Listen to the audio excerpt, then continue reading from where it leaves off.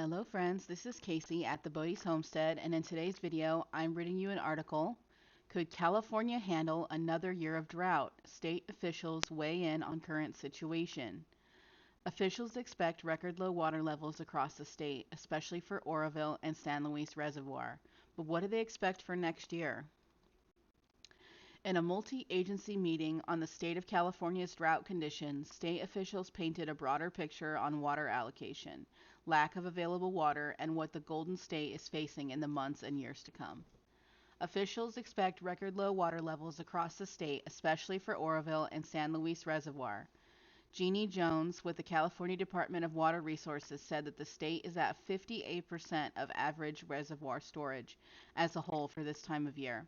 As of Monday, August 9th, Lake Oroville came in at 34% of average, and Folsom Lake came in at 35% of average.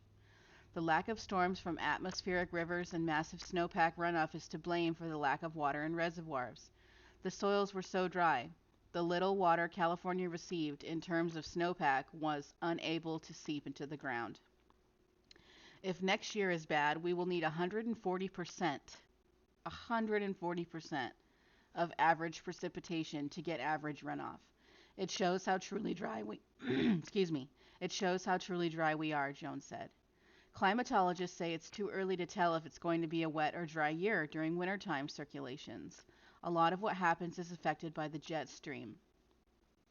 In 2011, storms from the Gulf of Alaska helped to provide a better snowpack. The 2018-19 water year was also better than average, but since then, it's been below average water and drought years. The big focus now is on the underground storage basins. Drinking water aside, small water systems are really affected, Jones said. Problems are private wells and dry wells with small systems in Tulare County may only have 100 connections or less. The lack of water in reservoirs is trickling down to other issues like the energy grid, agriculture communities, and state recreation parks.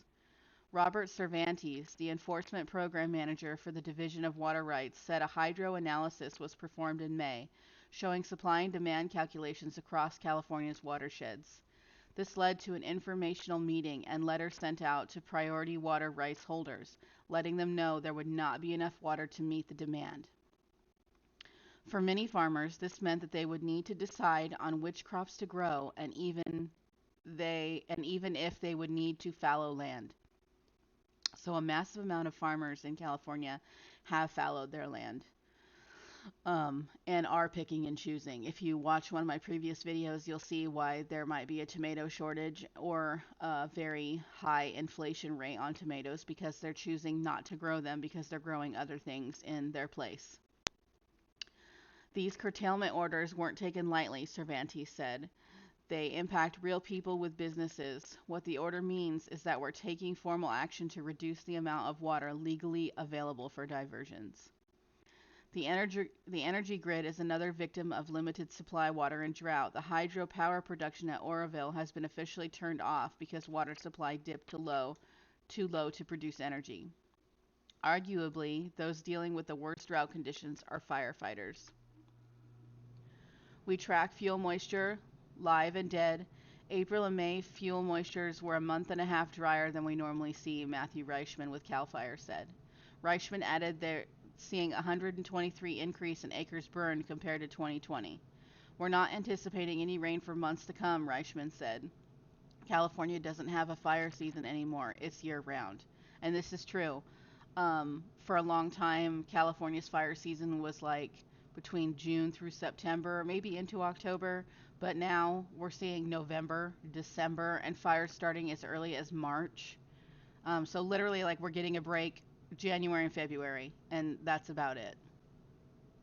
As more people head outdoors to state parks, recreation areas, and beaches, Armando Quintero with California Park and Recreation says they're now forced to implement water-saving techniques and technology during this drought situation.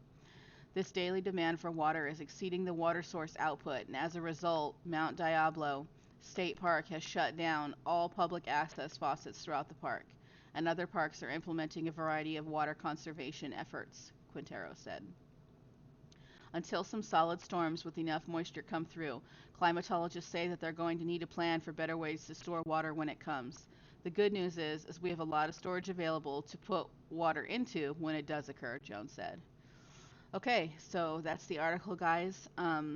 Things aren't looking good for California, which means things are not going to be looking good for food shortages in the future. If we continue to have rough seasons and not have water, we're going to continue to not have the crops growing that we need, thus not being able to produce for the rest of the United States like we normally do. So keep that in mind.